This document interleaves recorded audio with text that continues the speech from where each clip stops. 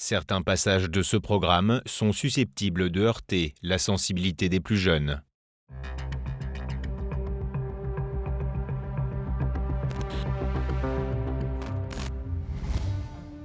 Bonsoir. C'est encore un voyage exceptionnel au cœur de l'étrange que nous vous proposons ce soir. Phénomènes paranormaux incompréhensibles pour la science, manifestations surnaturelles, terrifiantes malédictions, apparitions d'objets volants non identifiés.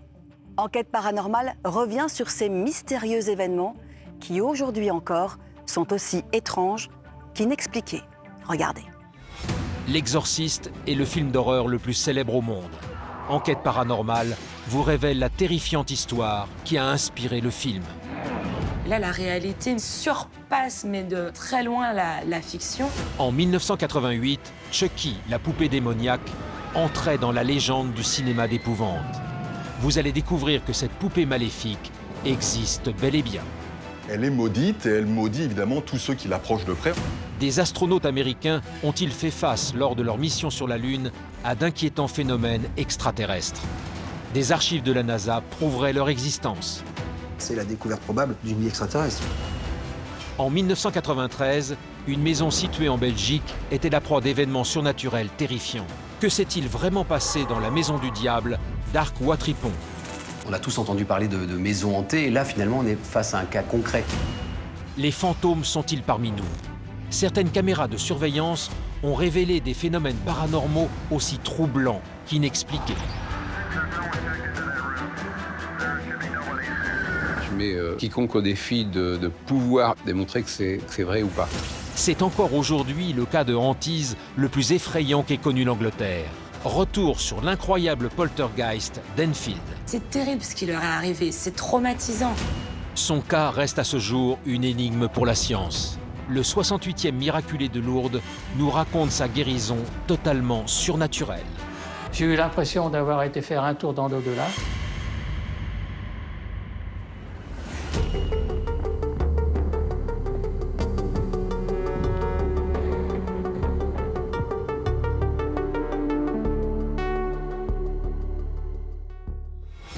C'est l'un des films d'horreur les plus effrayants et l'un des plus cultes de l'histoire du cinéma, L'Exorciste. Sorti en 1974, il raconte l'histoire d'une jeune fille possédée par une force démoniaque et dotée de pouvoirs surnaturels.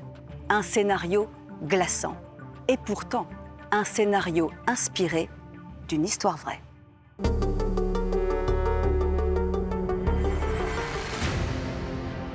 En 1974 sortait en salle L'Exorciste, l'un des films d'horreur les plus marquants de l'histoire du cinéma. Un chef-d'œuvre d'épouvante qui a bouleversé des millions de spectateurs à travers le monde. Ce film a terrorisé des millions de personnes. Les gens sortaient de la salle complètement déstabilisés. Les cas d'évanouissement dans les salles et hors des salles se comptaient à la pelle. Et pourtant, qu'importe, tout le monde voulait le voir. Ce que les spectateurs ignorent pourtant, c'est que le scénario de ce film glaçant est inspiré d'une terrifiante histoire vraie. Complètement par hasard, il a lu un entrefilet dans le Washington Post sur le cas d'un jeune homme possédé par le démon. Là, la réalité surpasse, mais de très loin, la fiction. Quels étranges phénomènes ont inspiré cet immense succès du cinéma mondial? Le diable existe-t-il? Découvrez l'effrayante histoire de Roland Doe, le véritable possédé de l'Exorciste.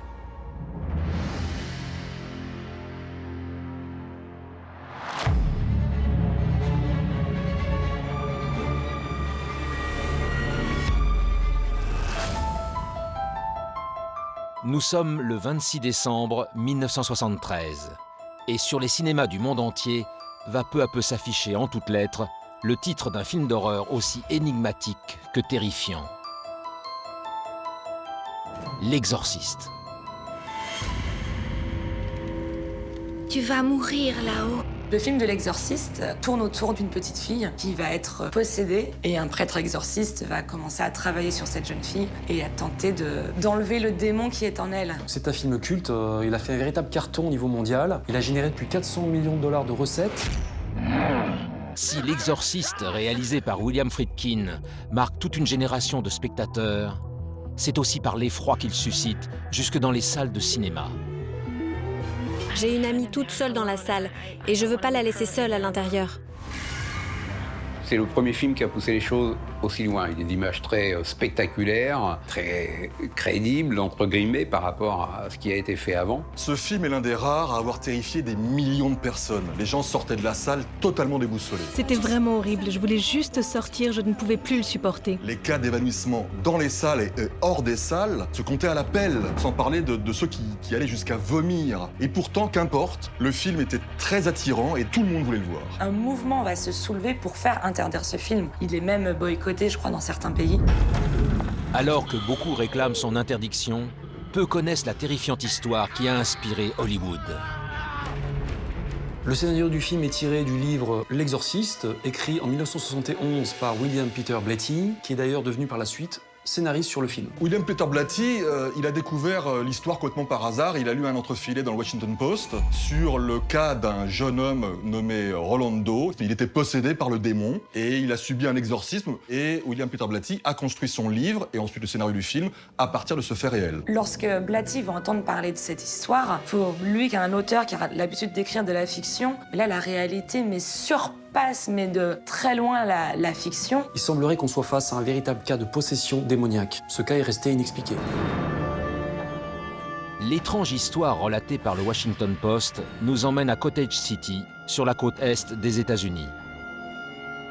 Nous sommes en 1949, et dans cette petite bourgade du Maryland, rien ne laisse présager les terribles événements qui vont secouer la famille du jeune Rolando Hay.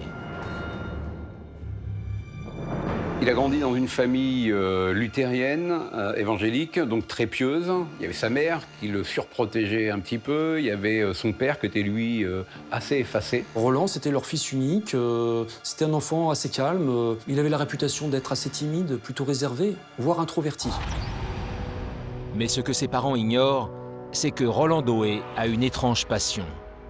Une passion aussi inquiétante que dangereuse qu'il partage secrètement avec l'une de ses tantes.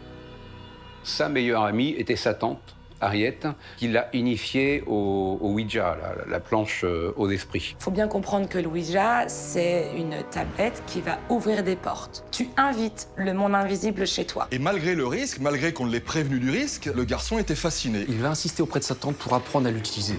Il va vite l'enquêter. Peu de temps après cette mystérieuse initiation, la médium décède dans des circonstances étranges. Sa disparition brutale va totalement bouleverser le comportement du jeune homme.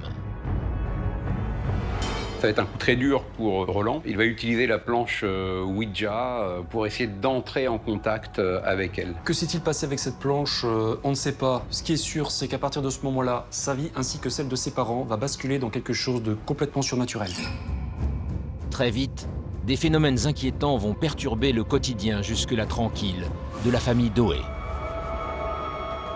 Tout commence avec des bruits sourds et des grattements derrière les murs. Les parents de Roland, ils sont pragmatiques, ils sont rationnels, ils font appel à un dératiseur, ils pensent que c'est des rats. Mais surprise, ils n'en trouvent pas un seul. Courant février, les phénomènes vont s'accentuer, vont augmenter. Ils diront qu'en l'espace de quelques jours, la maison va devenir le théâtre d'une série de phénomènes inexpliqués. Des griffures vont apparaître sur le matelas, ainsi qu'une couverture qui va être déchirée. Et puis surtout, le comportement du garçon va commencer à changer. Il va devenir irascible, hystérique, violent. Et puis, plus surprenant, il y a cette image du Christ qui est suspendu dans le salon et qui n'arrête pas de battre contre le mur. Et ça les inquiète, mais alors plus que tout. Terrifiés, les parents réalisent alors que leur fils semble comme possédé par une force maléfique et devient l'épicentre de ces phénomènes inexpliqués. Le cauchemar du couple d'eau ne fait que commencer, c'est-à-dire que le fils lui-même va être comme entouré par le phénomène surnaturel. Le lit qui se met à vibrer, à secouer, l'enfant Roland qui devient de plus en plus hystérique. Il y a comme une ombre qui le suit partout, comme quelque chose, une entité impalpable qui le suit partout. Pire encore, ses parents racontent qu'il y a des marques qui apparaissent sur le corps de leur fils, des ecchymoses, des égratignures. Effrayés par les événements et l'étrange mal qui semble tourmenter leur fils, le couple Doe fait appel à Luther Miles Schultz, le pasteur de leur paroisse. Le pasteur Schulz, il a beau être un homme d'église, sa première réaction, c'est de réagir en homme rationnel et il va l'envoyer chez les médecins. Et donc on envoie le môme à la demande du pasteur dans le service psychiatrique de l'hôpital de Georgetown. Et là, il est livré à plusieurs médecins. Pendant des semaines, ils vont étudier son cas. Ce petit garçon va être étudié et tout va bien avec lui. Il est pas devenu fou, il n'est pas schizophrène. La seule chose sur laquelle ils sont tous d'accord, c'est que tous ceux qui ont côtoyé l'enfant sont persuadés qu'il se passe quelque chose d'anormal. De quel mystérieux mal est atteint le jeune Roland Doé? Origine surnaturelle ou problème psychiatrique? Si pour les spécialistes de l'hôpital de Georgetown, ce cas reste une véritable énigme, au mois de mars 1949, un événement va sceller le destin de la famille Doé. Rolando sort de l'hôpital sans que son état ne se soit amélioré. Il rejoint sa maison, il est dans sa chambre. Là, les phénomènes continue. Quelques jours après, sa mère constate avec effroi que sur son ventre, il y a inscrit Saint-Louis. Saint-Louis, je le rappelle, c'est la ville dans laquelle vivait la tante Harriet qui l'a initiée au spiritisme. Persuadés que cette terrifiante découverte est aussi un signe, les Doé décident de partir s'installer à Saint-Louis. Désemparés, ils se tournent vers l'église locale, espérant qu'elle les aide à mettre un terme à leur cauchemar. La mère va faire appel à plusieurs prêtres catholiques, pour le coup. Il va y avoir le père Bishop, le père Bowdern. L'exorcisme ne va pas se faire n'importe comment, hein. Les deux prêtres, Bowdern et Bishop, ils doivent aller demander la permission à leur hiérarchie. Parce que ça se fait comme ça dans l'église, on ne pratique pas un exorcisme comme ça au pied levé. Il y a une voie hiérarchique à suivre, il y a un code, un protocole, et là, dans l'État, ça a été suivi de très près. En se rendant au chevet du jeune Roland Doé, les deux hommes d'église n'imaginent pas un seul instant les événements effrayants auxquels ils vont devoir faire face. Le père Bowdern et le révérend Bishop sont vite informés que des choses horribles entourent cet enfant. Ils vont voir le jeune Roland qui est agité de convulsions, des mots apparaissent sur sa peau. Les deux prêtres constatent d'emblée également que le jeune homme a une aversion pour le sacré, mais alors ultra profonde. Dès qu'il commence à brandir un crucifix ou une image sacrée, ils sont insultés, ils se font cracher dessus. Il va maudire son père, il va uriner, il va recracher quelques mots en latin. Pas de doute, on est face à un cas de possession démoniaque. Les deux hommes, confrontés à ces phénomènes aussi étranges que menaçants, n'ont pas d'autre choix que de procéder à un exorcisme.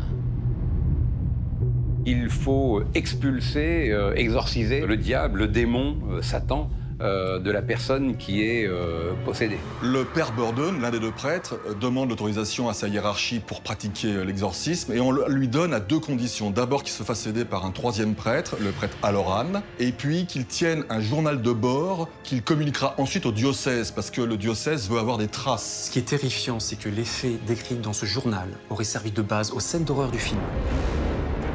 Car ce que vont relater les trois hommes d'église concernant l'exorcisme du jeune Roland Doé est particulièrement glaçant. Il a vécu 11 exorcismes, c'est énorme. Il faut bien comprendre qu'un exorcisme, c'est vraiment pas une partie de plaisir. Aussi bien pour celui qui va recevoir l'exorcisme que celui qui va le pratiquer. Chaque séance est un calvaire. Rolando entre en transe, il leur crache dessus, il les insulte et il entre en lévitation. Le Washington Post a publié en 88 une interview très rare, parce qu'il en faisait très peu, du prêtre Halloran, le troisième prêtre à être intervenu sur l'exorcisme. Et ce prêtre avouera aux journalistes du Washington Post deux choses. Un, qu'il s'est fait casser le nez par Roland, mais qu'en plus, il a vu un jour le mot enfer comme une scarification apparaître sur le torse du gamin. C'est dans cette atmosphère effrayante que le 18 avril 1949, le père William Bowdern rapportera dans son étrange journal une incroyable situation. Roland s'exprime pour la première fois d'une voix qui n'est pas la sienne et il dit « Satan, Satan, je suis Saint Michel et je vous ordonne, Satan et les mauvais esprits, de quitter ce corps tout de suite. » Le jeune Roland, d'un coup, va se calmer et va dire « Ça y est, c'est parti ». Les trois hommes viennent de comprendre qu'ils ont livré durant 1 mois et demi un combat contre le diable, un combat dont ils se remettront probablement jamais. Ce 18 avril 1949, s'achevait l'un des plus mystérieux cas de possession connus à ce jour. 3 mois d'épouvante que Roland Doé a toujours refusé d'évoquer, disant n'en avoir aucun souvenir. Possession démoniaque ou cas psychiatrique échappant à la science, Walter Halloran, le dernier témoin direct de cette effrayante histoire, s'est éteint le 1er mars 2005, emportant avec lui la terrible question de l'existence du diable.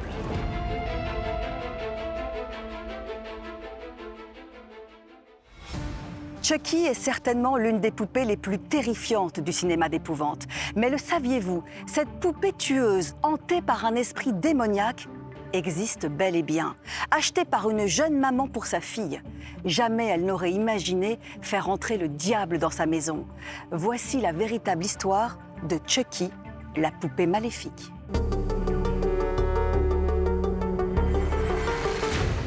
Le 5 avril 1989, le monde entier découvrait un visage effrayant, celui de Chucky, l'une des plus terrifiantes poupées de l'histoire du cinéma. Salut, je m'appelle Chucky, tu veux jouer? Ce film d'horreur a été un grand succès et c'est encore actuellement un vrai film culte. Il raconte l'histoire d'une poupée tueuse dans laquelle s'est réincarné l'esprit d'un tueur psychopathe grâce à un rituel vaudou. Et cette poupée va prendre vie et elle va devenir maléfique. Dès sa sortie sur les écrans, le succès du film est énorme. Mais ce que beaucoup ignorent, c'est que Chucky est inspiré d'une histoire vraie. La poupée démoniaque existe bel et bien. La véritable poupée s'appelle Robert et elle est exposée depuis 25 ans sous verre au musée de l'île de Key West en Floride. Quelle terrifiante histoire se cache derrière cette étrange poupée. Elle est maudite et elle maudit évidemment tous ceux qui l'approchent de près. On raconte que son propriétaire est mort totalement fou. Aussi dangereuse que maléfique, voici la véritable histoire de Chucky, la poupée maudite.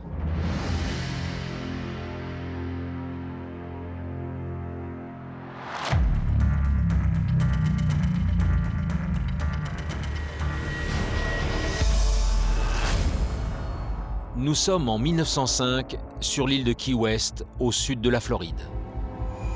Au 534 Eaton Street où ils habitent, Thomas Otto et sa femme Minnie, un riche couple de pharmaciens, ignorent encore que leur somptueuse demeure va devenir le théâtre d'événements étranges et inexplicables. Minnie et Thomas Otto sont un peu des bourgeois du coin. Ils sont très respectés. Ils ont 4 enfants. Ils ont de l'argent, ils ont une maison immense avec une armée de domestiques qui se chargent du quotidien et aussi de leurs 4 enfants. Et l'un des 4 enfants s'appelle Robert Eugène, il a 6 ans, c'est le petit dernier, et lui, un destin très particulier l'attend. Car la vie rêvée de ce couple d'Américains sans histoire va basculer dans l'horreur. Quand, au cours de l'année 1905, Minnie Otto décide de renvoyer brutalement Emmeline Abbott, l'une de ses domestiques. Aujourd'hui encore, on ne sait pas très bien pourquoi Madame Otto a congédié cette domestique. Il y a eu des rumeurs qui ont dit que cette domestique était enceinte et que le père de son enfant n'était rien d'autre que Thomas Otto. Il y a donc plusieurs hypothèses, mais ce dont on est sûr, c'est que suite à ce renvoi, le couple Otto va le payer très cher. Au moment de quitter définitivement le 534 Eaton Street, Emmeline Abbott, la domestique, très proche du petit Robert Eugène, décide de lui offrir un cadeau d'adieu. Personne n'imagine alors la nature diabolique de cette étrange poupée. Il se trouve que la domestique renvoyée, c'était la nounou de Robert Eugène. Donc Robert Eugène, il a 6 ans, il est évidemment très triste. Alors pour le consoler, elle lui offre une poupée. Une grande poupée de chiffon et de paille qu'elle a confectionnée elle-même. C'est une poupée qui n'est pas très jolie, mais sentimentalement, le garçon va s'y attacher très fortement et cette poupée va devenir petit à petit son meilleur ami. Ce que le petit garçon ignore, c'est que ce jouet, a priori innocent, est un cadeau empoisonné. Celui qu'il croit être son meilleur ami va faire de sa vie, mais aussi celle de ses parents, un véritable enfer. Très vite, l'enfant va avoir une relation quasi fusionnelle avec cette poupée. Ça devient un compagnon de jeu, voire quelqu'un, enfin une poupée qui fait partie pour lui intégrante de la famille. Il va l'emmener partout, il va jusqu'à dormir avec elle, il va jusqu'à la mettre à table. Un jour, Robert Eugène décide de baptiser sa poupée Robert, comme lui. Et au départ, bien sûr, les parents, ils n'y voient rien d'inquiétant. Mais très vite, de curieux phénomènes vont provoquer l'inquiétude du couple, à commencer par l'étrange comportement de leur fils. Il va commencer à s'isoler dans un premier temps et ne parler plus qu'à sa poupée. Mine de rien, il commence à changer peu à peu de comportement en fait. Et Robert Eugène devient grognon, colérique, alors que c'était un enfant très calme. C'est un peu comme si l'enfant était sous l'emprise de ce jouet. Mais à l'époque, personne ne comprenait ce qui se passait. Et puis un jour, brutalement, le garçon vient voir sa mère et lui dit « Écoute, à partir de dorénavant, tu ne m'appelleras plus Robert. Robert, c'est le nom de ma poupée et c'est le nom qu'elle a choisi, je n'ai pas à l'utiliser. » Sa maman est un peu troublée, mais bon, elle se rassure, elle se dit que c'est juste un caprice. Donc elle accepte d'appeler son fils uniquement par le prénom Eugène et la poupée Robert.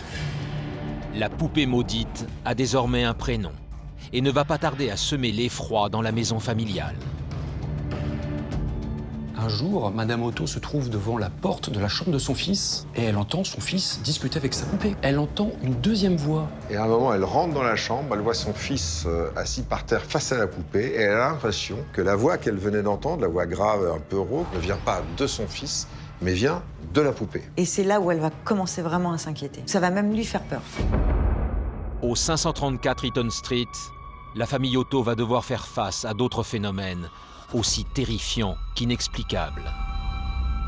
Un soir, les parents, ils sont endormis et ils entendent tout d'un coup un vacarme épouvantable qui semble provenir de la chambre de leur fils Robert Eugène. Et quand Minnie et Thomas Otto vont se déplacer jusqu'à la chambre, ils vont s'apercevoir qu'en fait, il y a eu un séisme qui est passé. Des vêtements sont déchirés, les autres poupées sont cassées en deux, les meubles sont renversés. C'est un saccage intégral. Et l'enfant, il est prostré dans un coin, terrifié par ce qui vient d'arriver. Et lorsque les parents lui demandent de s'expliquer sur cette mise à sac, il pointe la poupée Robert du doigt en disant c'est Robert qui l'a fait. La poupée serait-elle dotée, comme l'affirme Eugène Otto, de pouvoirs surnaturels? Seule certitude, la famille du jeune garçon doit faire face plusieurs semaines durant à de terribles événements. Ce phénomène de chambre saccagée va se reproduire plusieurs fois par la suite. À chaque fois, son fils dit « Robert Didit », c'est Robert qui l'a fait, en désignant la poupée. Et de fil en aiguille, évidemment, les parents vont commencer à se demander si leur fils, il n'a pas une maladie psychiatrique. Ils pensent qu'il est malade. Comment croire un enfant qui dit que sa poupée est vivante? Sauf que, il va y avoir d'autres témoins. En effet, une suite de faits troublants va venir confirmer la version du petit garçon sur cette étrange poupée. Les domestiques vont raconter tout simplement qu'ils ont vu Robert, la poupée, se déplacer toute seule. Certains jurent même avoir entendu un rire diabolique provenant de la chambre d'Eugène, alors que l'enfant était dans le jardin. Les domestiques deviennent tellement terrifiés par cette poupée que certains d'entre eux vont carrément démissionner. Mais il n'y a pas que les domestiques. Bientôt, il y a les voisins qui s'y mettent aussi. Certains sont persuadés d'avoir vu la poupée se déplacer de fenêtre en fenêtre et regarder à l'extérieur. Et évidemment, à Key West, l'histoire fait grand bruit. Tout le monde commence à avoir très très peur de cette poupée qui devient légendaire, mais de façon maléfique. Cette mystérieuse poupée serait-elle vraiment hantée, comme certains l'affirment, par une entité démoniaque? Effrayée, Minnie Otto décide de s'en débarrasser.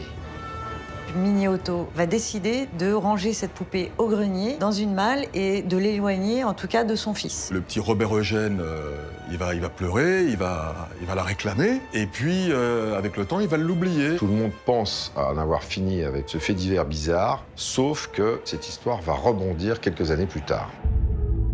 Nous sommes en 1945, et bien loin de Key West et des étranges événements survenus au 534 Eaton Street, c'est à Boston que vit désormais Eugène Otto, devenu un célèbre artiste peintre.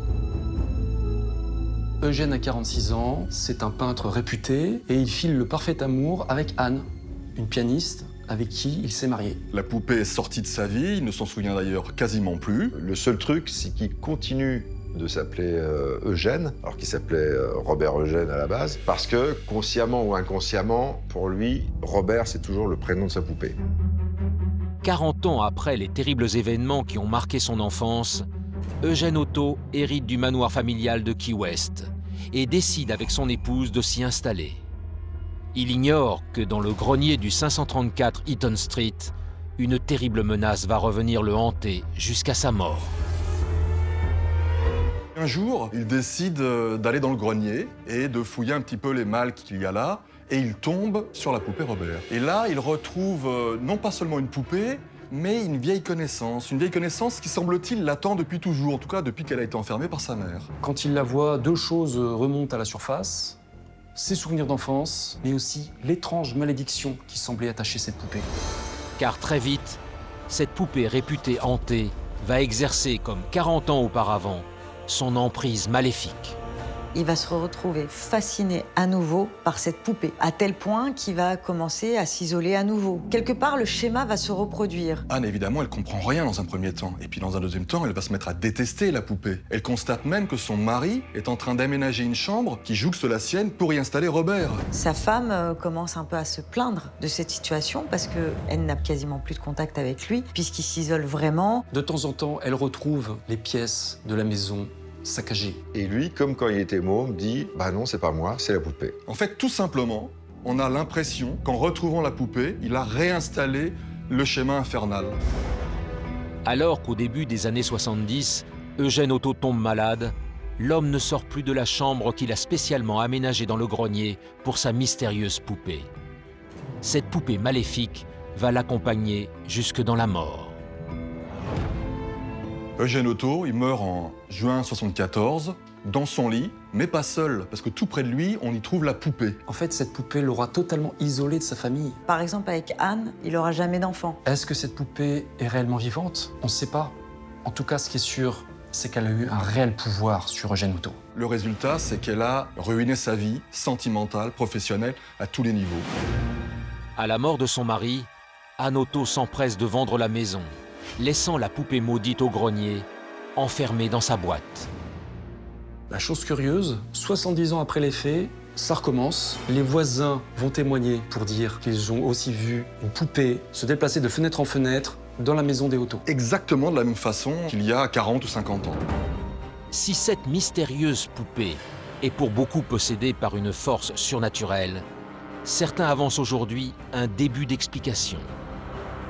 La clé du mystère se situerait probablement en 1905, au moment où on congédie Emmeline Abbott, la domestique. Madame Otto aurait surpris cette domestique, qui était d'origine haïtienne, en train de pratiquer un rituel vaudou. Et donc, pour se venger de son renvoi, la domestique, Emmeline Abbott, a fait un rituel vaudou autour d'une poupée et qu'elle a donné cette poupée au plus jeune fils pour que la malédiction touche la famille.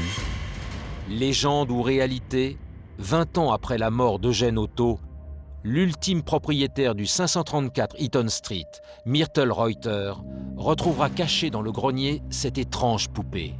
Elle en fera don au musée de Key West en 1994, non sans prévenir, effrayer le personnel du musée. La poupée est hantée et se déplacerait toute seule.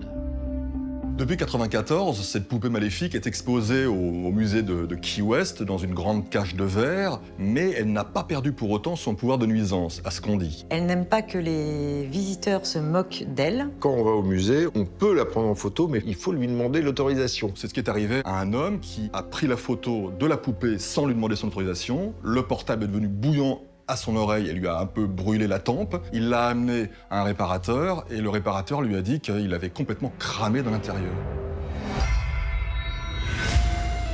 Si d'aventure vous passiez par Key West, prenez garde de ne pas froisser Robert, cette poupée diabolique qui a inspiré le terrifiant personnage de Chucky. Car étrangement, le musée de la ville reçoit chaque année des milliers de lettres d'excuses de visiteurs qui, aujourd'hui encore, s'en mordent les doigts.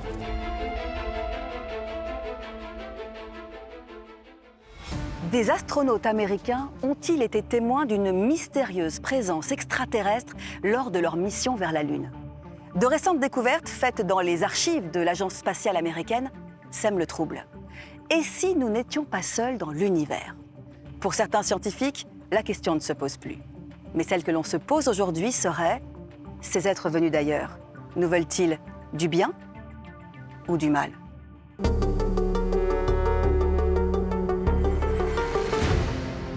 Le 18 avril 2015, une étrange découverte, opérée dans les images d'archives de l'Agence spatiale américaine, allait relancer les rumeurs les plus folles sur l'existence possible d'une vie extraterrestre.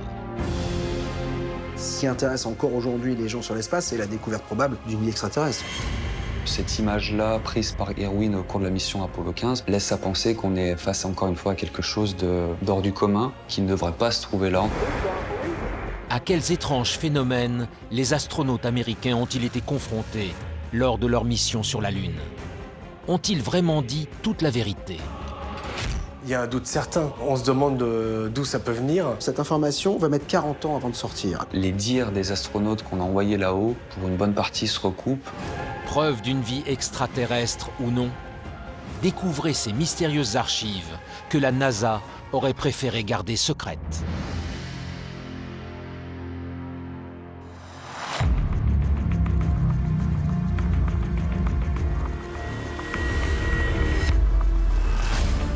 Nous sommes en mai 1969 à Cap Canaveral, en Floride.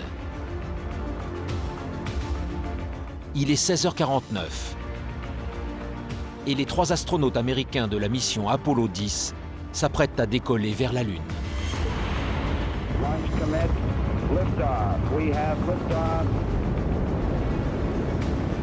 Aucun d'entre eux n'imagine encore l'étrange phénomène auquel ils vont devoir faire face, et toujours inexpliqué à ce jour.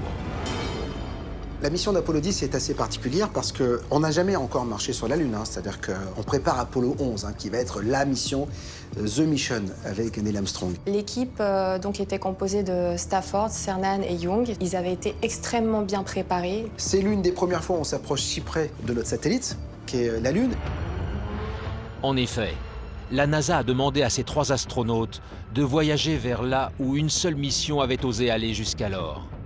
Passer par la face cachée de l'astre lunaire. On va demander à cette mission de faire le tour de la Lune.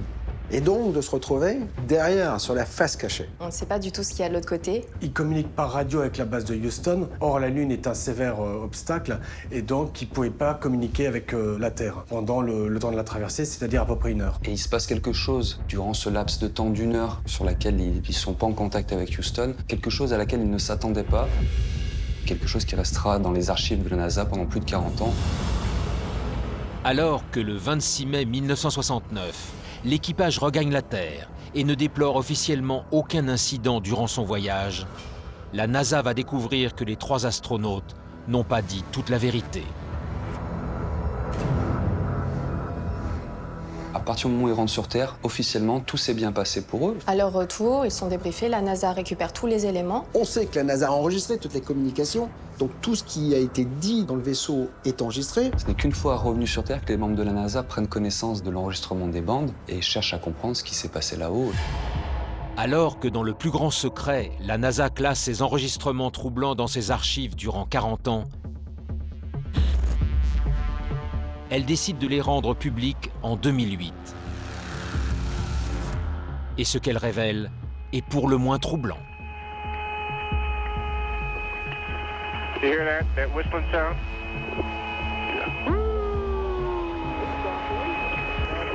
partir du moment où il n'y a plus de transmission avec la Terre, plus de sons qui proviennent de la Terre, on est dans un vide intersidéral où le silence est censé régner. Et nos 3 astronautes, dans leur module, entendent une sorte de son. Yeah, it sounds like, outer space type music. It's a whistling, like an outer space type thing. Une sorte de musique en boucle qu'ils qualifieront eux-mêmes de bizarre, voire même de musique extraterrestre, qui dure tout le temps de la traversée de cette face cachée de la Lune, donc 1 heure au total. Ce qui les étonne, c'est qu'ils ne s'attendent pas à avoir, eux, une communication, quelle qu'elle soit, puisqu'ils savent qu'à ce moment-là, ils vont être coupés du monde.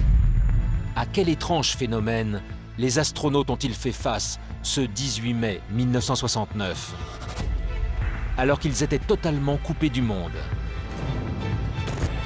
Si certains avancent de simples interférences, de nombreuses questions restent sans réponse.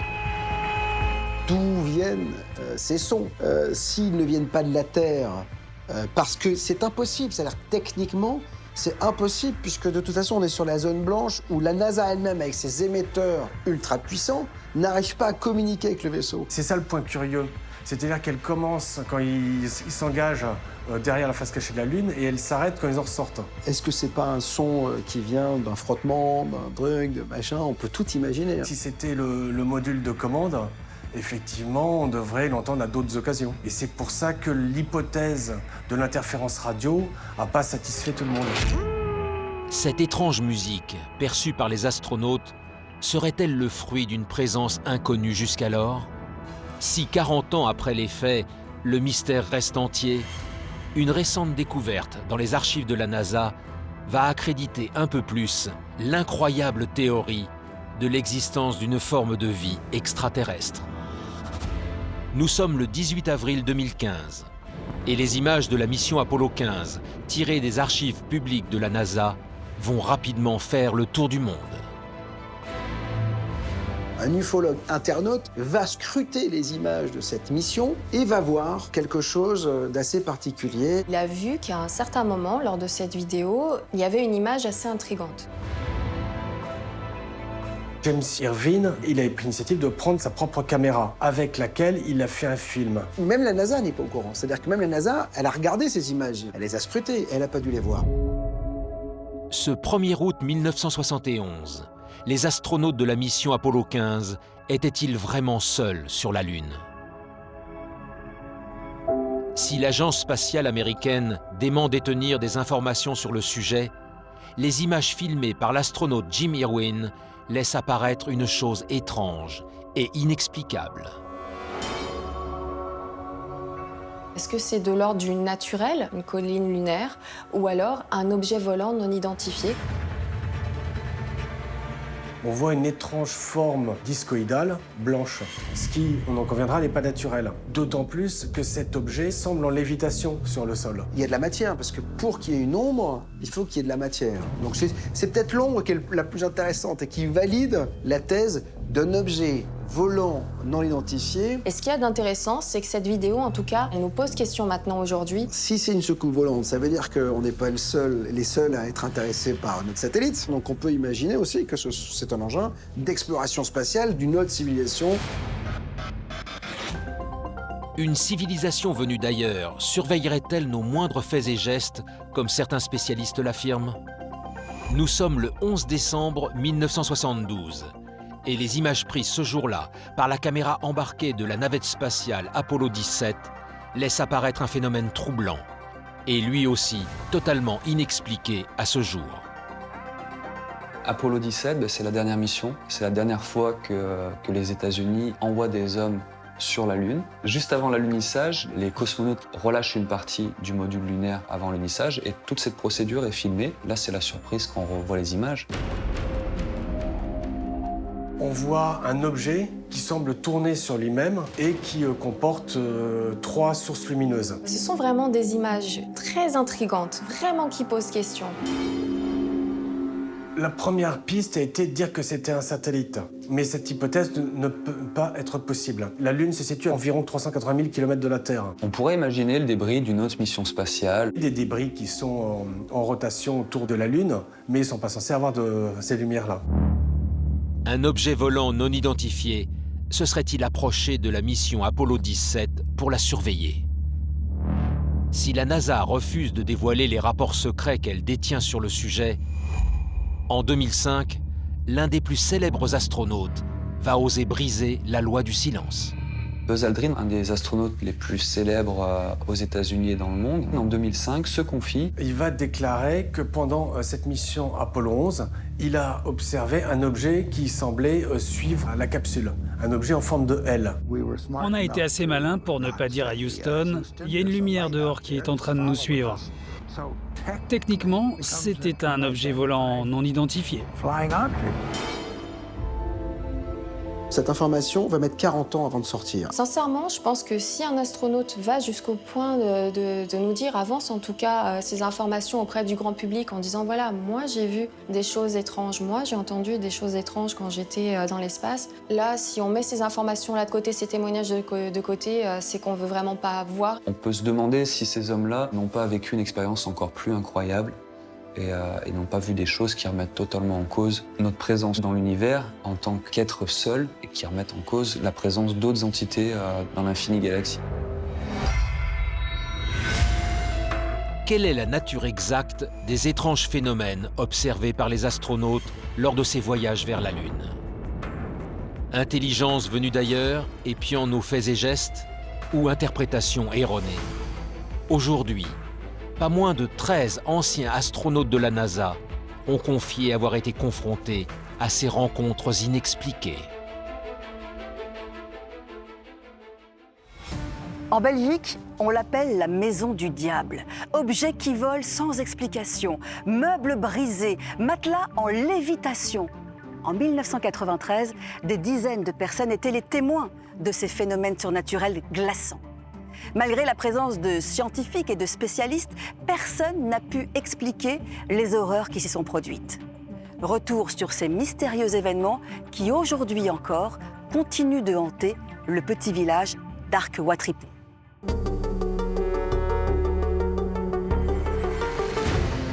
En janvier 1993, un village sans histoire situé en Belgique allait devenir le théâtre de phénomènes paranormaux aussi étranges que terrifiants.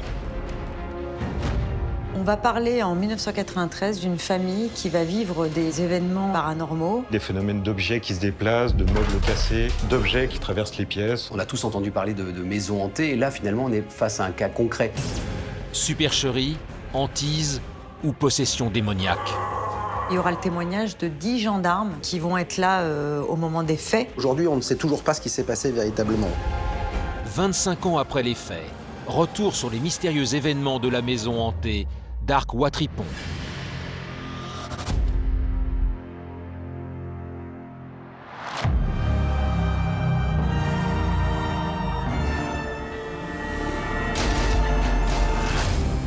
Nous sommes le 5 janvier 1993 à Arc-Watripon, près de Tournai, en Belgique. Il est 20h. Tout semble calme. Dans quelques heures pourtant, les habitants de cette petite maison, située rue Beauregard, vont plonger dans ce qui restera comme le plus effroyable fait divers paranormal qu'ait connu la Belgique. La nuit du 5 janvier 1993, la famille est réunie autour de la table. Il y a le père Roger, ancien chauffeur routier, accompagné de sa femme, leur fille Nathalie et Eric, son petit ami, qui s'est installé en fait avec eux depuis quelques semaines déjà. Ils vont assister à une scène assez incroyable, c'est-à-dire qu'il y a une statuette de la Vierge qui est posée sur une armoire et qui va se mettre à glisser et tomber sur le sol. Auparavant, ils avaient déjà des petits phénomènes, mais auxquels ils ne voulaient pas porter attention. Mais cette nuit-là, ils vont vraiment vivre en fait un déchaînement des phénomènes.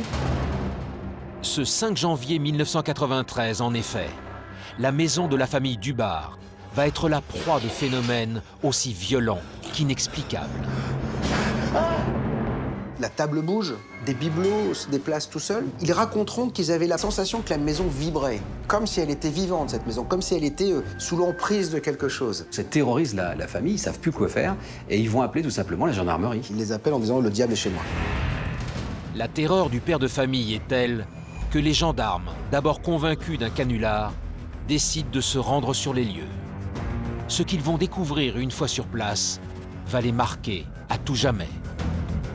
Le gendarme Baguet donc arrive avec un collègue à la maison, dans un état d'esprit où il pense à une farce. Ils vont être confortés dans leur doute, parce que quand le papa va ouvrir, il est avec un casque de chantier quand même sur la tête. Donc il se marre, bien évidemment. À ce moment-là, ils pensent juste que cette famille est dingue. Pourtant, une fois à l'intérieur, les gendarmes vont devoir se rendre à l'évidence.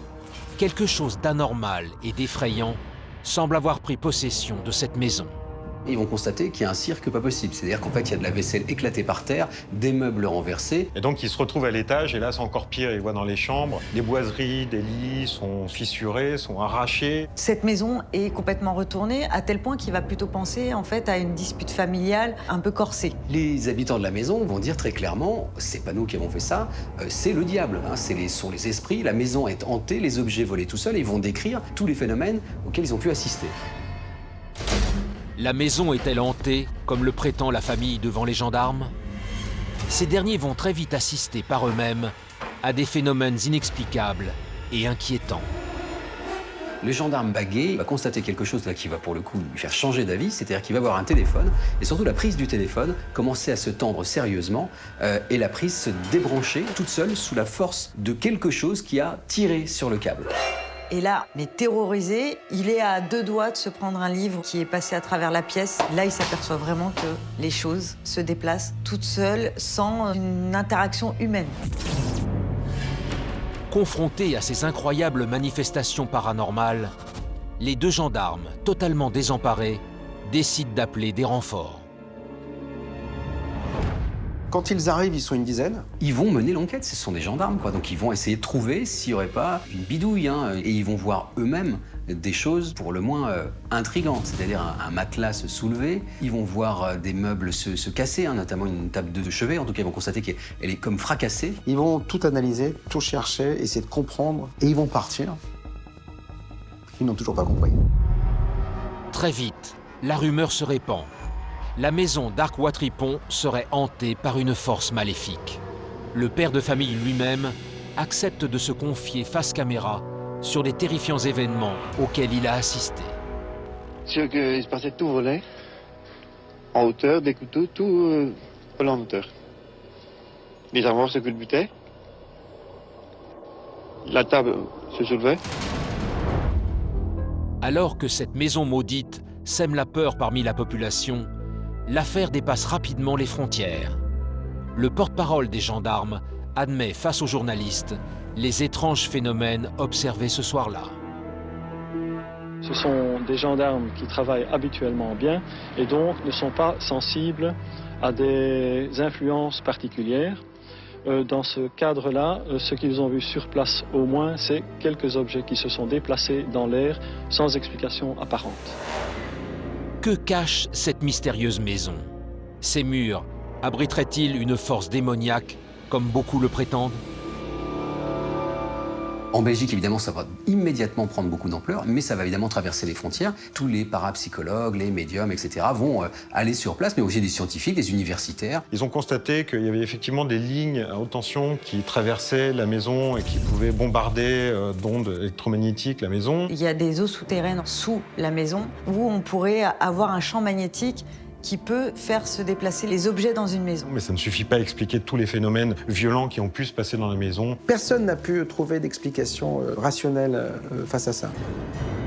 Alors que l'étrange maison n'a toujours pas livré ses secrets, la famille, traumatisée par ces phénomènes paranormaux, fait appel à un collège de médiums, espérant se débarrasser des esprits malfaisants qui hantent la maison. Les Dubar sont traumatisés par ce qu'ils vivent. Il faut savoir que c'est des gens très croyants, très superstitieux. Finalement, n'ayant pas trouvé d'explication, ils sont de plus en plus persuadés que leur maison est hantée. Donc ils vont faire venir tout un tas de médiums, de radiesthésistes qui vont avoir du travail. Mais finalement, rien ne se passe. Ils se retrouvent toujours confrontés au même phénomène. Dans le village d'Arc-Ouatripon, on ne parle plus seulement de maisons hantées, mais aussi de possession démoniaque. Les regards se tournent alors vers un jeune homme en particulier. C'est le petit ami de Nathalie, la fille des Dubar, qui s'appelle Eric, qui vit en fait à ce moment-là une rupture familiale avec sa propre famille, qui est recueilli à partir de décembre 92 chez les Dubar. C'est à partir de là, à partir du moment où ils vont recueillir Eric, que des phénomènes vont commencer à se produire. Au village, on sous-entend que Eric serait lui-même possédé. Depuis qu'il est là, les phénomènes ont commencé. Il est habité par le diable. Voilà, c'est ce genre de rumeurs qui sont colportées dans le village. Le jeune homme serait-il sous l'emprise d'une possession démoniaque? Des éléments troublants vont conforter cette inquiétante idée. Ce qu'il va raconter aux journalistes, c'est que les bruits et des phénomènes un petit peu bizarres ont déjà commencé quand il est arrivé presque dans la maison, donc au tout début. Il est dans la chambre avec sa copine, et là, il commence à entendre des espèces de coups. Il sent que le lit un petit peu se soulever. Il a la sensation qu'il y a une présence, qu'il y a quelque chose dans la chambre. Et ça commence à leur faire peur. Et ils vont décider tout simplement de changer de chambre. Donc ils vont bouger et ils vont aller dans la chambre à côté. Et les phénomènes ne vont pas s'arrêter. Il va raconter que la table de nuit à côté de lui se déplace vers lui au fur et à mesure des nuits. Tout semble en fait se déplacer dans sa direction. Le jeune homme, cible de ces étranges phénomènes paranormaux, fait alors aux journalistes cette confidence effrayante. Moi, je ressens le démon. Je sais qu'avant une heure, avant l'effet que ça commence, je sens, moi. Et je préviens la famille qui doit se protéger et tout, et faire attention.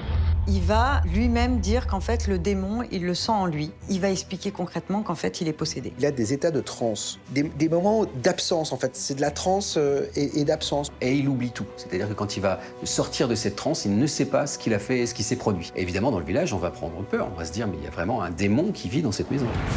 Alors que dans toute la Belgique, on ne parle plus que de la maison du diable d'Arc-Ouatripon, un prêtre va donner à l'affaire une tournure encore plus étranges.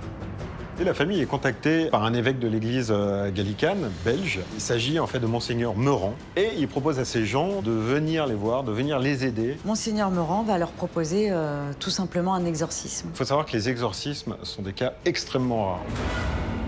Commence alors pour le jeune homme, qui se dit possédé par le démon, une longue série de rituels. C'est très éprouvant pour Eric, d'après ce qu'il va en dire, tout simplement parce que les séances d'exorcisme vont être très longues. Je crois que ça dure plus de 5 ou 6 heures. Ils vont faire jusqu'à 6 séances d'exorcisme. Mais contre toute attente, les phénomènes vont disparaître petit à petit. Ils vont s'atténuer en tout cas. Pour beaucoup, la disparition soudaine des étranges phénomènes dans la maison maudite sont la preuve d'une possession démoniaque. Mais certains avancent une autre explication. Une des explications données aussi par les parapsychologues, c'est la télékinésie, c'est-à-dire le pouvoir de notre esprit d'agir directement sur la matière sans la toucher.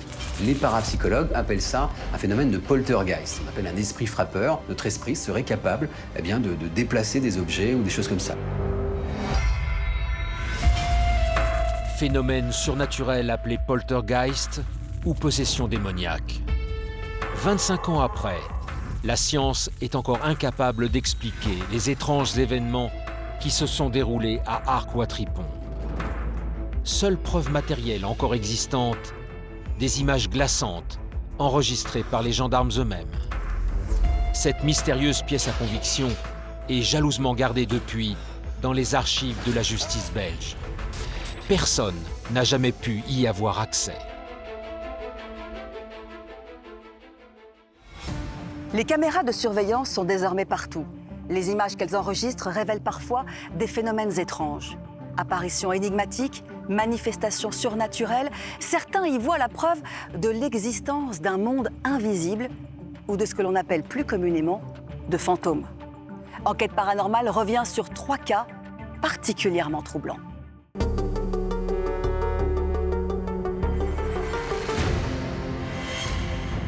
Les fantômes sont-ils réellement parmi nous?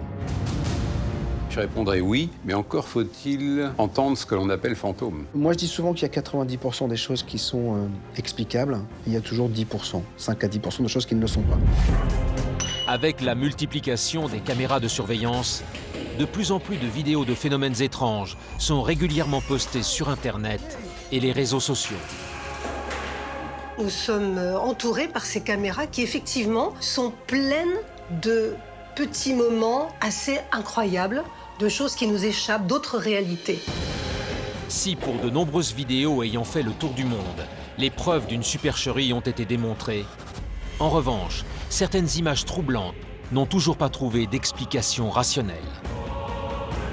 Et on vit au milieu de tas de gens qu'on ne voit pas forcément, mais qui évoluent autour de nous, dans une réalité qui n'est pas la nôtre. Que montrent ces inquiétantes images enregistrées en notre absence? Les caméras de surveillance nous apportent-elles la preuve de l'existence d'un monde invisible?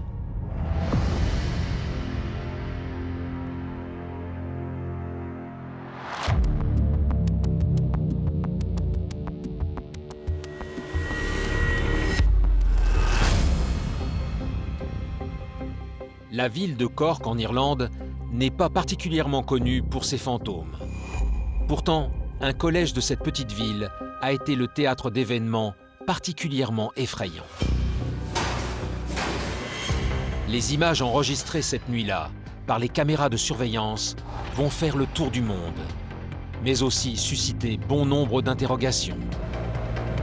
Que s'est-il réellement passé le 1er octobre 2017 dans les couloirs pourtant déserts du Deer Park College? Retour sur une nuit mouvementée que la direction du collège et les élèves ne sont pas prêts d'oublier. Dans la nuit du 1er octobre 2017, on est dans un collège-lycée, on va dire, en Irlande, à Cork. On voit des images de surveillance, de caméras de surveillance. La plupart des phénomènes paranormaux, je ne dis pas systématiquement, mais la plupart se déroulent entre 3h et 3h30. Et il y a ces demi-heures dont on ne saurait expliquer pourquoi, qui est une demi-heure extrêmement fructueuse en ce qui concerne les phénomènes paranormaux.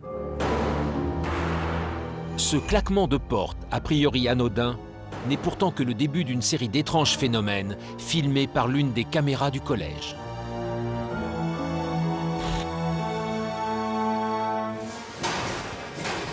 Et on voit quelque chose d'assez perturbant, puisqu'on voit un lieu qui normalement est tranquille, il est 3 h du matin, s'animer, alors avec des casiers qui vont gigoter, certaines portes qui vont s'ouvrir, des livres qui vont être éjectés violemment sans que aucune personne semble à l'origine de ces actes-là. Car les curieux événements filmés ce soir-là ne vont pas s'arrêter là. La pancarte signalétique sur le sol commence à bouger, à tomber. Voilà, encore une activité poltergeist.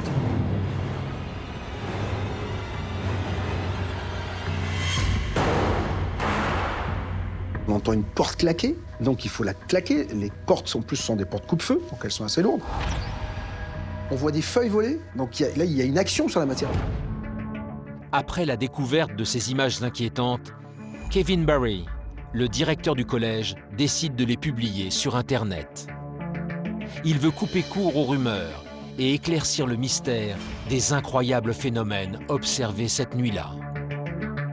Pour déterminer ce que ça peut être, encore une fois, il faut étudier l'histoire du lieu. Est-ce qu'il y a eu dans ce collège précisément un drame, suicide, meurtre, une mort brutale, violente en tout cas, qui pourrait provoquer ces phénomènes? Ce qui se dégage quand même de cette vidéo, c'est la violence. Si c'est une entité, il n'est pas content. Les entités se manifestent toujours parce qu'elles ont envie de dire quelque chose. Et en l'occurrence, c'est toujours censé. Là, c'est une colère. Il y a une matérialisation de la puissance fantomatique qui fait qu'on va pouvoir bouger des éléments physiques. Ça, c'est assez rare, je dois dire. Le directeur du collège, toujours incapable d'expliquer cette terrifiante nuit du 1er octobre, reconnaîtra lors d'une interview que l'école avait déjà été le théâtre de phénomènes étranges. Est-ce que c'est un esprit? Est-ce que c'est un fantôme? Pour le savoir, il faudrait connaître l'histoire de ce lieu. Tout est possible dans ce genre de dossier. C'est-à-dire que ce soit parce que c'est bâti sur un ancien cimetière ou que ce soit une multidimensionnalité, une entité venue d'ailleurs, etc. Tout est possible. Pour tenter d'expliquer ces événements glaçants, le Deer Park College aurait reçu la visite discrète de médiums et de spécialistes du paranormal. D'après eux, il ne fait aucun doute que cette école construite sur un ancien cimetière est un endroit hanté. Désormais, rares sont les étudiants qui, le soir venu, s'attardent dans ces inquiétants couloirs.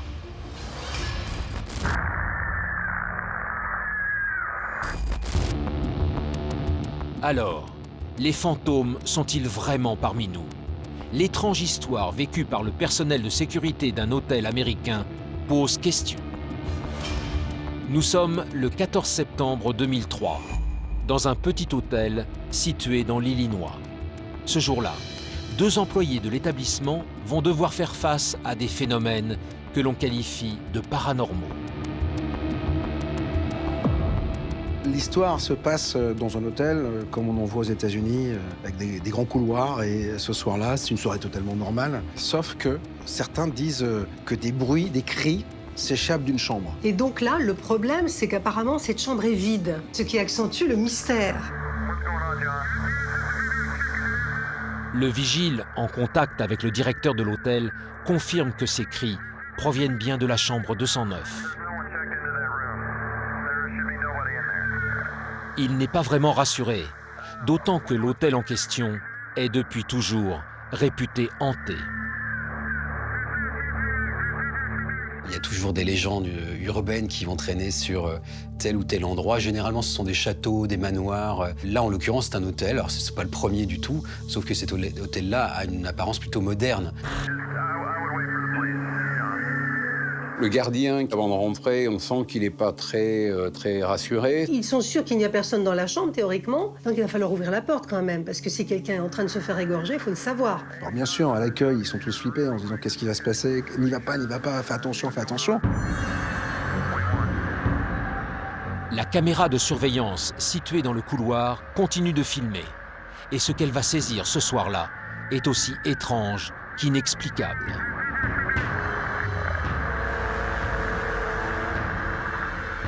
On voit une ombre sortir. Et en fait, on se dit, voilà, il n'y a pas d'explication, c'est donc un fantôme. On y va tout seul. On n'est même pas en train de se demander qu'est-ce qui s'est passé, qu'est-ce que j'ai vu passer. On imagine que c'est un fantôme.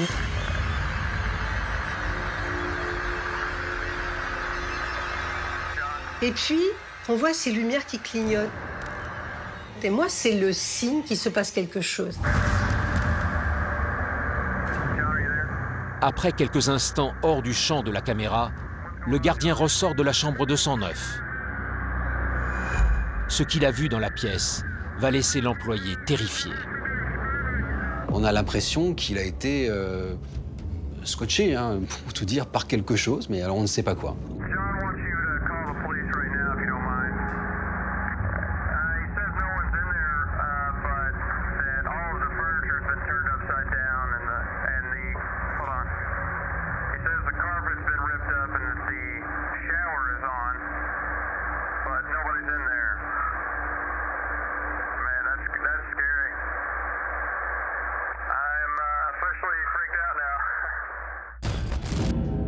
Comment expliquer alors les étranges événements survenus ce 14 septembre 2003 dans cet hôtel de l'Illinois? Quelle était cette forme étrange filmée par l'une des caméras de l'hôtel?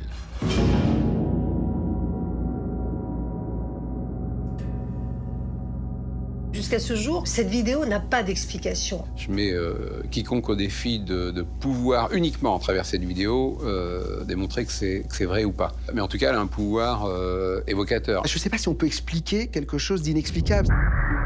Personne à ce jour n'a pu expliquer les étranges événements survenus lors de cette soirée du 14 septembre 2003. Si depuis, la direction de l'hôtel a remis en état la chambre 209, aujourd'hui encore, nombreux sont les clients préférant éviter d'y passer la nuit.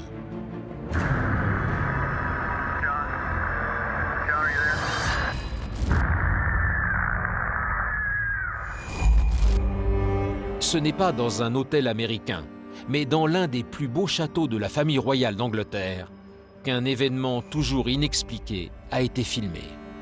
Nous sommes le 21 décembre 2003 au château de Hampton Court, et les incroyables images capturées par l'une de ces caméras de surveillance ont relancé les plus folles rumeurs. Alors, véritable canular ou apparition surnaturelle? Ce lieu-là, c'est un château tout à fait historique et qui, déjà, a une réputation de hantise. Hein. On parle de fantômes et de choses comme ça. Généralement, dans ces lieux historiques, on a toujours, évidemment, des choses un peu bizarres, des choses étranges, donc des bruits, des odeurs, et ça va devenir une sorte de légende. Le 21 décembre 2003, pourtant, le château est fermé au public. Les caméras de surveillance vont enregistrer une scène pour le moins étrange. Il y a une caméra de surveillance qui observe un petit secteur du château, qui est une espèce de petite cour, et étrangement, la porte va s'ouvrir, et d'un coup, on voit un spectre, quelque chose un personnage, on va dire, habillé alors à une époque qu'on considère comme étant le 16e ou 17e siècle. Comment expliquer cette terrifiante apparition? Alors que toute la presse britannique, mais aussi les journaux du monde entier relaient cette étrange découverte, pour l'un des quotidiens anglais les plus populaires, il ne fait aucun doute. C'est bien le fantôme d'Henri VIII, mort en 1547, que l'on aperçoit sur la vidéo. On voit un personnage qui, semble-t-il, serait celui qui hante ce palais depuis pas mal de temps. L'apparition qu'on voit sortir un petit peu semblerait pour certains être la physionomie du roi Henri VIII, qui était considéré comme quelqu'un d'absolument abominable. Quand on connaît la réputation de Henri VIII, on pourrait supposer effectivement que le château, comme beaucoup d'autres d'ailleurs, est hanté. Si depuis 2003, personne n'a pu expliquer le phénomène apparu sur les bandes vidéo du château, 12 ans plus tard, une étrange photo va venir accréditer la sinistre réputation de cette résidence royale.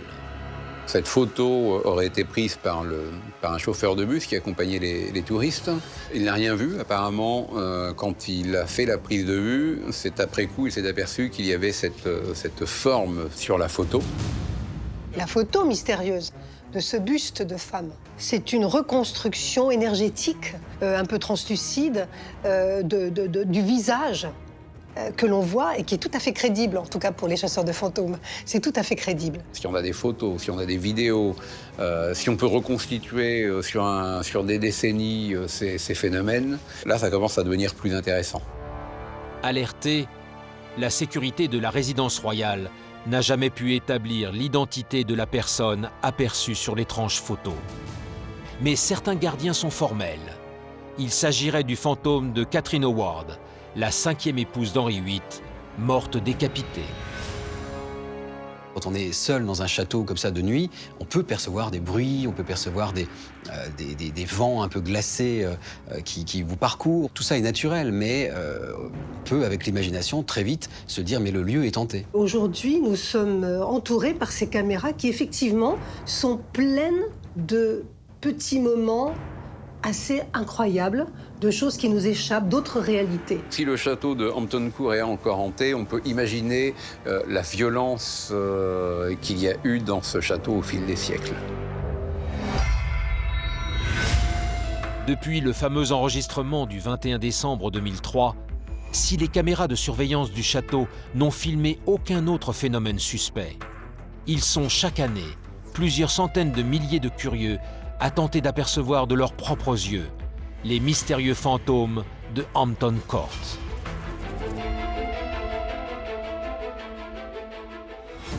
En Angleterre, toute une famille a été durant 2 ans la cible de terrifiants phénomènes paranormaux.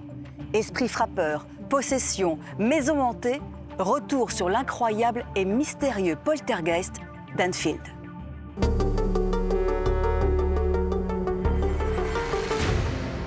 En 1977, une petite ville de la banlieue nord de Londres allait être le théâtre de l'une des plus effrayantes affaires paranormales encore jamais vécues à ce jour. Dans la mémoire collective, le cas d'Enfield est l'un des plus documentés, avec en plus énormément de témoignages, et ça reste surtout une affaire totalement irrésolue à ce jour. C'est terrible ce qui leur est arrivé, c'est traumatisant. Vivre ça dans ton enfance, mais ça te laisse des séquelles pour toute la vie. Comment les membres d'une modeste famille anglaise se sont-ils retrouvés 2 ans durant la proie d'un terrifiant poltergeist, un inexplicable cas d'esprit frappeur? Il y a eu quand même plus de 1500 phénomènes sur une période de 2 ans, ce qui est assez énorme. 40 ans après, elle continue d'effrayer l'Angleterre. Voici l'étrange et toujours énigmatique affaire du poltergeist d'Enfield.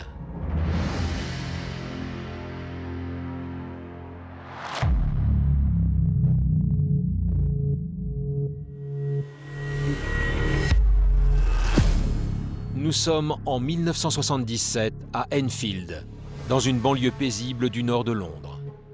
C'est dans ce quartier modeste que des journalistes de la BBC sont venus filmer un phénomène incroyable. Janet Oxon, une jeune fille de 11 ans, serait, dit-on, possédée par un esprit maléfique.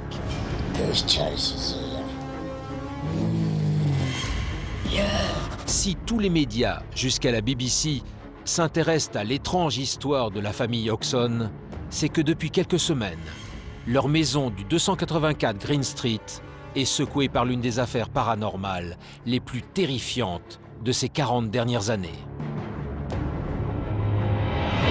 On est vraiment dans la banlieue de Londres. La maison est, on va dire, quelque part banale. La famille Hodgson, elle est composée de la mère, qui est célibataire, et de ses 4 enfants, donc de Jeannette, la plus jeune des filles, 11 ans, Margaret, et puis les 2 fils, Billy et Johnny. C'est une famille qui est finalement banale, même si elle vit une période difficile, à cause d'un divorce notamment. On peut s'attendre à tout, mais alors surtout pas à ce qui va se produire après.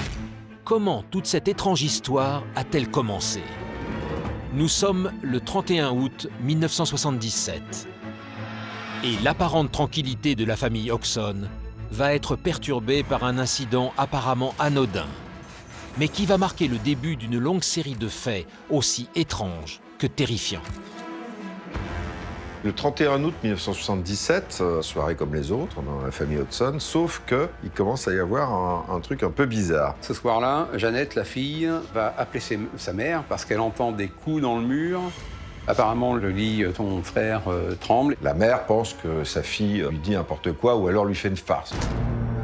Mais dès le lendemain soir, Peggy Oxon va devoir se rendre à l'évidence. ces deux filles sont la proie de phénomènes inquiétants.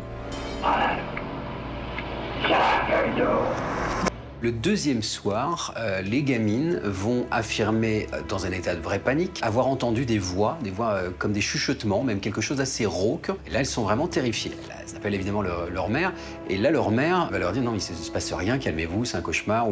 Elle pense aussi que c'est peut-être une blague. Sauf que, là, soudain, la mère, elle voit une petite commode se déplacer toute seule.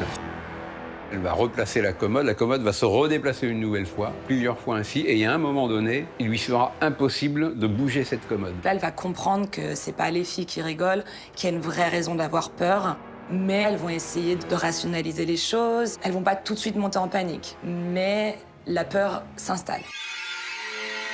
Car très vite, la modeste maison du 284 Green Street va devenir le théâtre d'événements inquiétants et totalement surnaturels. La mère fait descendre les deux filles au rez-de-chaussée, parce qu'elles commencent un peu à flipper. Sauf qu'en les faisant descendre au rez-de-chaussée, la mère et les deux filles continuent d'entendre un peu autour d'eux comme des bruits, comme des chuchotements. Donc la mère, Peggy Hudson, commence à se demander s'il ne s'agit pas d'un cambrioleur, en fait. Elle va demander de l'aide à ses voisins, la famille Nottingham. Vite, le mari va aller jeter un œil dans la maison. Il va entendre des coups frapper dans le mur. Il va avoir l'impression que ces coups, les bruits le suivent, mais impossible de déterminer d'où viennent ces bruits. La maison du 284 Green Street serait-elle hantée par une force surnaturelle ? Terrorisée à l'idée de l'étrange nuit qui s'annonce, Peggy Oxon décide de demander l'aide de la police. Quand la police est sur place, ils savent pas vraiment pourquoi ils sont exactement là, qu'est-ce qui se passe. Les policiers pensent assez rapidement à une blague. Cette mère-là, elle a à faire face à des enfants qui sont, on va dire, plus que turbulents, qui ont quelque part des blagues de mauvais goût. En tout cas, la police n'y croit pas du tout au départ. Mais très vite, les policiers présents vont à leur tour devoir faire face à une situation totalement surnaturelle. La policière va voir une chaise qui va se déplacer. Elle est d'une distance de 1 mètre, 1 mètre 20 à peu près. Là, elle annonce qu'elle ne peut rien faire, que c'est pas du ressort de la police, il ne s'agit pas d'un cambriolage, donc elle laisse la famille comme ça. Nous sommes le 4 septembre 1977. Et alors que depuis quelques jours, les phénomènes paranormaux s'intensifient dans l'étrange maison, Peggy Oxon décide d'alerter le Daily Mirror, un grand quotidien londonien. Il y a un journaliste et un photographe du Daily Mirror qui se pointent dans la maison et qui, eux-mêmes, comme les flics, constatent qu'il se passe des choses très bizarres dans la maison. Le photographe va recevoir un Lego en pleine tête. Ils sont face à de véritables phénomènes paranormaux et un phénomène qu'on appelle un phénomène de poltergeist. L'étrange maison du 284 Green Street serait-elle hantée par une force maléfique? Alors que la une du Daily Mirror sème l'effroi dans toute l'Angleterre, journalistes et experts du paranormal décident de se rendre sur place. De nombreux témoins vont alors assister à d'effrayants phénomènes. Un canapé qui va se mettre à se déplacer et à léviter devant plusieurs témoins. Il y a aussi une grille qui est scellée pourtant, qui va être projetée, qui va traverser la pièce. En fait, tous ceux qui sont passés dans cette maison peuvent constater qu'une chose, c'est qu'il se passe quelque chose d'anormal, notamment qu'il y a des bruits qui viennent de derrière les murs, des bruits étranges, comme si quelqu'un était enfermé derrière les murs de la maison et cherchait à s'en sortir. C'est ce qui fait tout le sel de cette histoire-là, c'est qu'on a beaucoup de témoins et on a beaucoup d'enregistrements. Des journalistes de la BBC vont pouvoir enregistrer des bruits, des coups qu'on entend, qui sont pour le moins étonnants. On n'a pas l'impression que c'est de la plomberie qui est détraquée quelque part. Mais ces étranges phénomènes ne vont pas s'arrêter là. Janet, l'une des deux jeunes filles de la maison, va être la proie de cette mystérieuse force invisible. À un moment, les petites filles, notamment Janet, qui va être presque possédée. Janet va être projetée, propulsée, va léviter à travers la pièce parce qu'il semble être une force inconnue. Alors il y a une série de photos qui a été faite où l'on voit Janet léviter. À l'époque, on commence à crier à la supercherie. On prétend que la petite Janet, aidée de sa sœur, aurait organisé tout ça. Sauf que il y a encore d'autres témoignages complètement bizarres. En effet, le 14 décembre 1977, alors qu'ils pressent le pas aux abords de cette maison désormais maudite, 2 habitants d'Enfield vont assister à un phénomène incroyable. Cette voisine va voir au premier étage, à travers la fenêtre, Jeannette qui lévite verticalement, pas fixe, puisqu'elle semble monter et redescendre de manière horizontale, avec des objets qui, semble-t-il, lévitent autour. Alors que la jeune Janet Oxon semble être le jouet d'une force surnaturelle, plus inquiétant encore, la jeune fille va soudainement se mettre à parler avec une voix aussi étrange qu'effrayante. On a déjà une grande liste de phénomènes dignes d'un film d'horreur. Mais on va avoir le truc en plus, c'est-à-dire la petite fille qui va avoir une voix de possédée, c'est-à-dire une voix mais littéralement démoniaque, extrêmement rauque. Ça a été filmé par la BBC. On voit cette petite gamine, presque comme une ventriloque, avoir une voix qui est sortie d'outre-tombe. Et qui paraît impossible à faire pour une petite fille. Maurice Grosse, un parapsychologue qui s'intéresse à cette étrange histoire, décide de faire parler la jeune fille, ou plutôt l'esprit censé la posséder. Chose troublante, elle dit être habitée par l'esprit d'un certain Bill Wilkins, et va jusqu'à raconter comment il est mort, comme l'atteste cet incroyable enregistrement. I want you to tell me whether you remember what happened to you when you died. I went blind. Then I had an hemorrhage and I died in a chair in a hole downstairs. Jeannette est totalement incorporée par l'entité qui va parler à travers elle, qui va se présenter, qui va dire qui il est. C'est totalement surnaturel parce que pour la première fois dans l'histoire du paranormal, il semble qu'on ait enregistré un esprit. Les propos glaçants de cet étrange esprit, les enquêteurs vont les vérifier. Et ce qu'ils vont découvrir va définitivement faire du cas d'Enfield l'un des plus mystérieux événements de l'histoire du paranormal. Maurice Grosse et Guy Lyon Playfair vont enquêter pour savoir si c'est vrai. Ils vont retrouver le fils de Bill Wilkins et qui va confirmer que son père est bien mort dans la maison au 284 Green Street, dans le fauteuil précisément. La gamine avait dit la vérité, c'est-à-dire qu'elle était une sorte de réincarnation de cet esprit qui avait vécu là. Comment cette jeune fille de 11 ans peut savoir que 10 ans avant elle, un vieux monsieur est mort dans le salon, dans un fauteuil qui est toujours là, d'une hémorragie. Ça accrédite l'idée que des personnes peuvent revenir de l'au-delà, finalement. Le poltergeist d'Enfield, je dirais plus le mystère d'Enfield, reste entier. Les inquiétants phénomènes ont fini par cesser définitivement en 1979, suite à l'intervention d'un prêtre. 40 ans après, Janet Oxon, tout comme sa mère Peggy, qui habitera cette étrange maison jusqu'à sa mort en 2003, ont été marqués à vie par l'inexplicable et mystérieux poltergeist d'Enfield.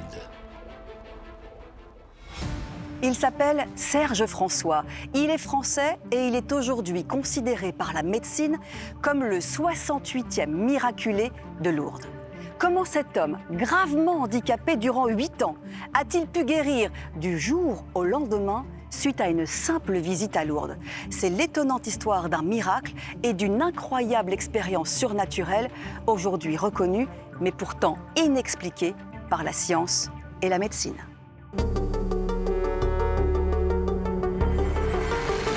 Peut-on croire au miracle? Comment un homme lourdement handicapé et condamné par la médecine à ne plus jamais marcher a-t-il pu, du jour au lendemain, retrouver l'usage de ses jambes? Vous allez découvrir comment Serge François, après s'être rendu en pèlerinage à Lourdes, en est revenu miraculeusement guéri. Il s'interroge encore, je pense, il s'interroge sur pourquoi lui... Que s'est-il réellement passé durant l'étrange nuit du 12 avril 2002? J'ai eu l'impression d'avoir été faire un tour dans l'au-delà. La médecine est-elle en mesure d'expliquer cette mystérieuse guérison? On n'y comprend rien, c'est inexplicable, tout à fait inexplicable. 17 ans après les faits, Serge François témoigne. Retour sur l'incroyable histoire du 68e miraculé de Lourdes.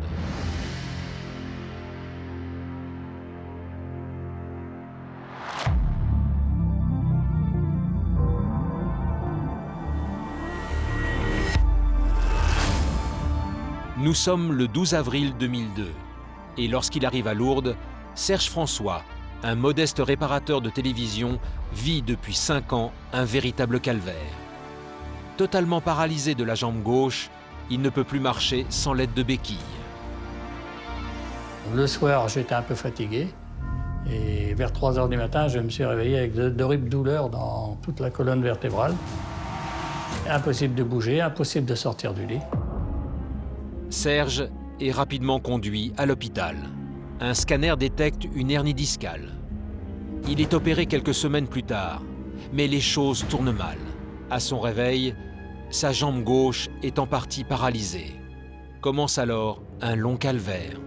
Je me levais uniquement pour prendre mes repas quand je pouvais, c'est tout, puis faire ma toilette, et autrement j'étais toujours au lit. Et il était vraiment handicapé, tellement fort qu'il ne pouvait plus exercer son métier, qu'il ne pouvait même plus porter 3 kilos. Serge François ne se déplace plus qu'à l'aide de béquilles et ne peut plus exercer son métier de réparateur de télévision. Son handicap crée alors une situation dure à vivre pour sa famille. Il se cachait un petit peu pour pleurer, quoi. Il se cachait pour... Et je l'ai su après. Alors que la médecine ne peut plus rien pour lui, Serge François est désespéré. Seul un miracle pourrait le sauver. Serge François est quelqu'un qui est profondément chrétien. Il est habité par la foi. Et il est venu régulièrement à Lourdes, dans cet état-là, accompagné d'autres malades. Ce 12 avril 2002, en début de soirée, Serge François prie dans l'église Sainte-Bernadette. Il est loin d'imaginer qu'une succession d'événements à la fois étranges et surnaturels va changer le cours de sa vie. À ce moment précis, j'ai ressenti un immense frisson. J'étais gelé, glacé, frigorifié. Je me souviens, ça m'a serré fortement la tête, je me demandais ce qui se passait. Comme poursuivi par une force invisible, Serge François regagne péniblement sa chambre d'hôtel et contemple depuis son balcon une procession au flambeau. La mystérieuse force dont il parle le pousse alors à rejoindre la célèbre grotte des apparitions, où, 144 ans plus tôt, une jeune bergère appelée Bernadette Soubirous prétend y avoir vu la Vierge Marie. C'est le sanctuaire catholique probablement le plus connu en France et l'un des plus connus dans le monde, un lieu d'apparition. Poussé par une force invisible et malgré son handicap, Serge François décide de sortir de son hôtel pour se rendre à la grotte des apparitions. Les mystérieux événements qu'il s'apprête à vivre vont le marquer à tout jamais. En parcourant le long couloir de l'hôtel pour rejoindre l'ascenseur, j'ai eu d'étranges sensations. Comme une présence à mes côtés, comme si vous auriez marché derrière moi. Et je me suis retourné, j'ai dit, il y a quelqu'un? Non, il n'y avait personne. Il n'y avait personne absolument dans tout le couloir. D'une manière totalement inexplicable, quelque chose semblait l'accompagner ce soir-là. Une chose invraisemblable arrivait devant l'ascenseur, alors que je me trouvais à environ 1,50 m de la cabine. Avant que je fasse le moindre geste, les portes se sont ouvertes toutes seules, sans que je ne fasse rien. Personne n'avait pu appeler l'ascenseur, il n'y avait personne. J'ai hésité, bien entendu, à prendre l'ascenseur, mais avec mes cannes, j'aurais eu du mal à descendre 4 étages. J'étais au 4e, 4 étages comme ça, c'était pas possible. Je ne serais pas arrivé en bas. Pas vraiment rassuré, Serge François interpelle le réceptionniste de l'hôtel. Il me dit, vous savez, nous sommes à Lourdes, c'est peut-être un signe de Marie. Honnêtement, quand je suis sorti de l'hôtel pour me rendre à la grotte, j'ai tout simplement pensé que le gardien de nuit s'était moqué de moi. Parvenu à la grotte du sanctuaire, c'est alors qu'un étrange phénomène va se produire. Soudain, j'étais pris comme dans un tourbillon. Tout s'est mis à tourner autour de moi. À un certain moment, je me suis senti soulevé, comme transporté dans un autre monde. C'était beau, c'était magnifique.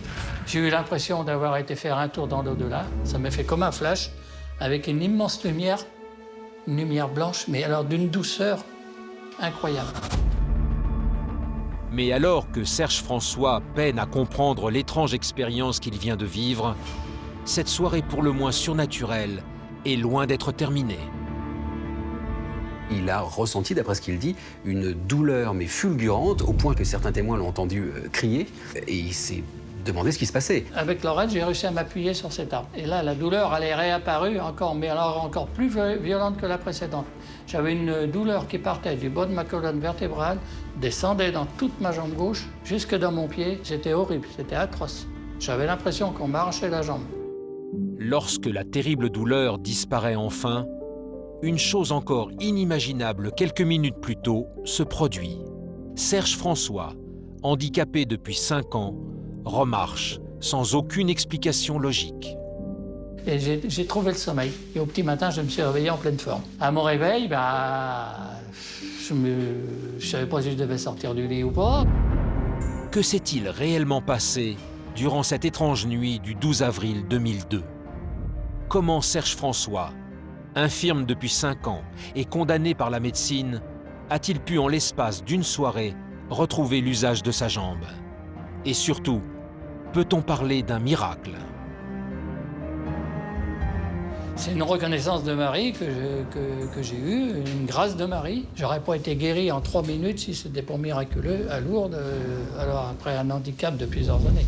Obligatoirement, il y a quelque chose qui s'est passé ce jour-là, hein, ça c'est certain. Hein. Il y a des critères qui vont être mis en place qui qualifient une guérison inexplicable. Le fait que la guérison soit soudaine et non causée par un traitement médical, qu'elle soit totale, qu'elle soit aussi durable, qu'il n'y ait pas donc de rechute.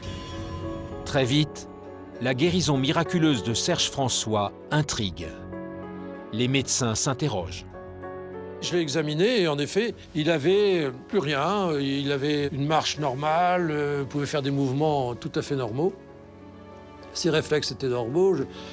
Donc c'était quand même assez surprenant. Par définition, la science exclut la notion de miracle. Justement, c'est que il n'y a pas de miracle du point de vue scientifique. Je pense qu'en en parlant avec des médecins, là aussi, objectifs, certains peut-être reconnaîtraient qu'il y a des guérisons inexpliquées. 1 an après cette expérience hors du commun, Serge François est convoqué devant un collège de médecins du monde entier pour faire valider sa guérison. Je me suis retrouvé face à 12 médecins. Plusieurs m'ont interrogé, d'autres m'ont examiné et réexaminé à tour de rôle. Le comité médical a estimé qu'en effet, cette guérison n'avait aucune explication médicale. Et les médecins n'ont fait que constater cette guérison, qui n'est pas même pas une guérison spontanée, qui est vraiment une guérison, d'après leur dire, miraculeuse.